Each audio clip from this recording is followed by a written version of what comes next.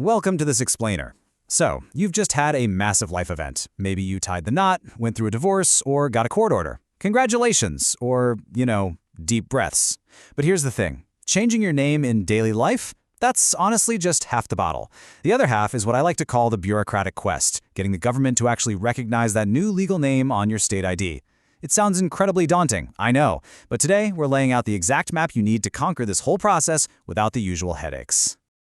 Okay, let's dive right into this chronological roadmap. We've got 4 main stops today. 1. Gathering your legal documents. 2. Updating Social Security first. 3. Conquering the DMV.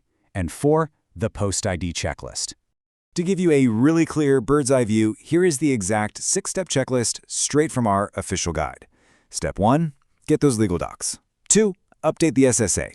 3. Gather your DMV-specific paperwork. 4. Actually visit the DMV. 5. Pay the fee. And 6. Receive your shiny new ID. This right here is your anchor. Keep this progression in mind as we zoom in on the nitty-gritty details of how to pull off each step flawlessly. All right, Section 1.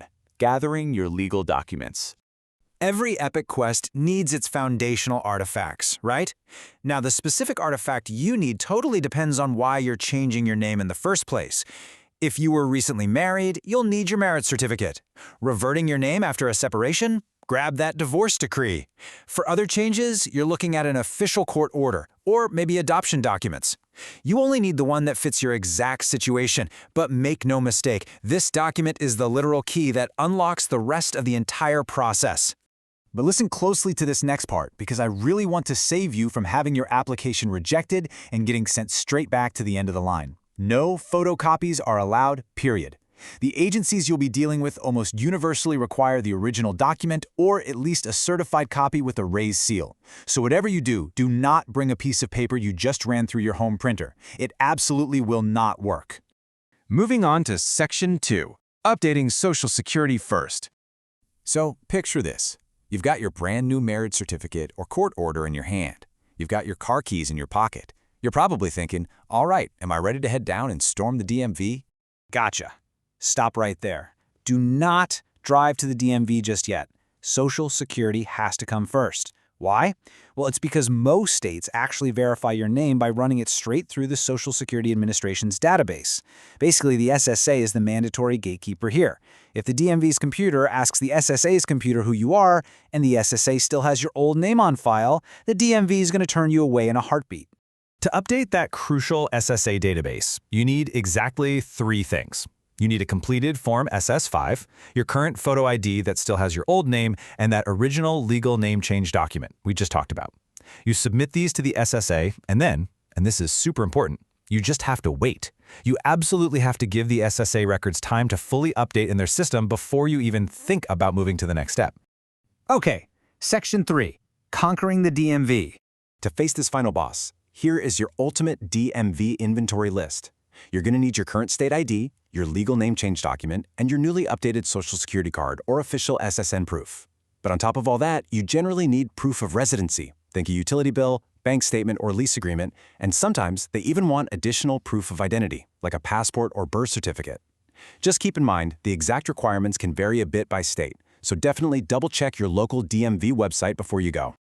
Now, most states are going to require an in-person visit for a name change. When you finally get to the desk, you'll submit your application, hand over that pristine stack of required documents you brilliantly organized, pay the fee, take a fresh photo, and sign the updated application. Oh, and a quick pro tip for you based on our source data, many DMVs now offer online appointment booking. Use it. Seriously, it is the ultimate cheat code to skip those dreadful lines.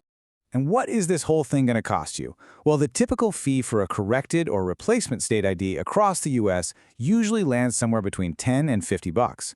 Again, just check your specific state's fee beforehand so you don't get any nasty surprises at the register. Once you've paid, how long until you actually have your new identity in your hands? The processing time is typically 1 to 4 weeks. But hey, while the physical, permanent card does take a few weeks to arrive in the mail, the really good news is that some states will hand you a temporary paper ID right there over the counter, officially bridging the gap. And finally, Section 4, the post-ID checklist. You did it! You survived the DMV!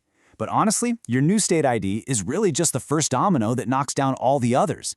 Now every single corner of your financial and civic life needs to be synchronized. We're talking updating your driver license and passport. You've got to alert your bank and credit card companies. You have to update your employer records, your health insurance, and definitely don't forget your vehicle and voter registrations. I know, it sounds like a massive checklist, but with your new state ID and social security card in hand, you actually have all the proof you need to knock these out pretty easily. So, the crucial point to remember here is this quote: keeping all records under the same legal name helps avoid future identity verification issues. Why does this actually matter? Well, think about it. If your bank thinks you're one person and your state thinks you're somebody else entirely, you are setting yourself up for some horrific identity verification lockouts down the line. We're talking major headaches, whether you're trying to buy a house, get a simple loan, or honestly even just board a plane. And this brilliantly illustrates the entire purpose of this journey we've been on. We are moving away from the anxiety of your old ID, which, post-life event, is just a recipe for identity mismatches and bureaucratic nightmares, and we're stepping right into your new life, one that's characterized by official recognition and seamless, completely stress-free verification everywhere you go. By following these steps in order, securing those original documents, tackling Social Security first, and bringing the exact right paperwork to the DMV, you completely remove the guesswork and all that frustration. So, I'll leave you with this. Are you ready to gather your documents, follow the map, and finally claim your new legal identity? Get that paperwork organized, book those appointments, and go conquer the quest.